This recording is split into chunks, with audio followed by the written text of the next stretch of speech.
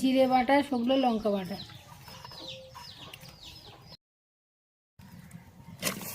রসুন কুচি। ঢাকা দিয়ে দিই, পানিটা ফুটতে থাকো। এটা মুগ ডাল, এটা আগে থেকে আমি একটু ভেজে নিয়েছি। এরপর এখানে দিয়ে দিচ্ছি মসুরির ডাল। এই দুটোকে আমি ভালো করে ধুয়ে নেব।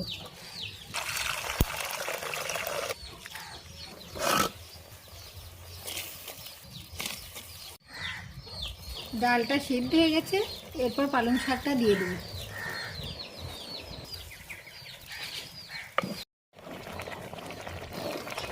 পালং শাকটা আর ডালটা খুব ভালোভাবে সেদ্ধ হয়ে গেছে। চলুন এরপর এটা নামিয়ে ফোড়ন দিয়ে নিই।